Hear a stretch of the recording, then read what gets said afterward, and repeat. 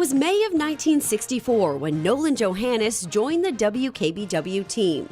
Within 4 months, the investigative reporter and anchor took on a new role, perhaps his most well-known in Western New York, host of the morning variety program, Dialing for Dollars. Buffalo, it became Buffalo. If you came into town as an entertainer or if you came into town as an ice show or something, this is the show you had to go to be on. This is like the show. Called people on the phone and they really answered and they talked to them. It was amazing in those days. It really was a very, very important part of the community.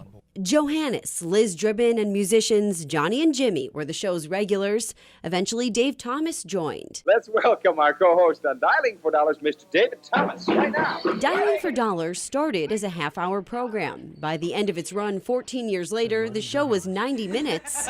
Liz, I think you're falling down on the job. Do you mind if I... in front of a live studio audience. It was the best.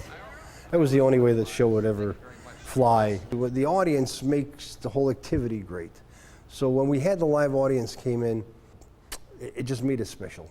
Jahannes had his own way of making the show special, connecting with each guest no matter what the topic. We had weekly segments on a sewing lady, and there was a cooking lady, and there was an exercise person, and then there was me. And whatever legal issue I would bring up, he was always prepared. He always made me feel comfortable, relaxed. He was so professional. He was so prepared all the time. Dialing for Dollars gave away cash and so much more. Listen to Jahannes talk about his time on the show.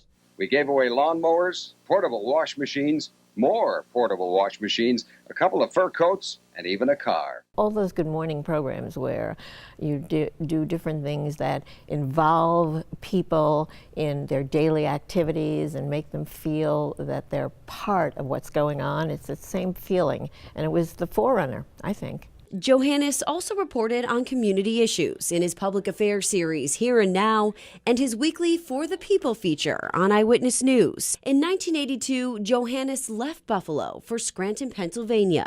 I'll never forget the fine people at Channel 7 and all of you in Western New York. I think often about Irv, Rick, and Tom, old buddy Dave Thomas, Promo the Robot, Johnny and Jimmy. He was the main anchor at WNEP until he retired in 1996. So for the entire Newswatch 16 team, good night. Following his retirement, Jahannes and his wife Marion stayed in the Scranton area. He passed away in 2015 at the age of 81. Gone, but never forgotten. The Buffalo Broadcasters Association proudly inducts Nolan Jahannes into the 2016 class of the Hall of Fame.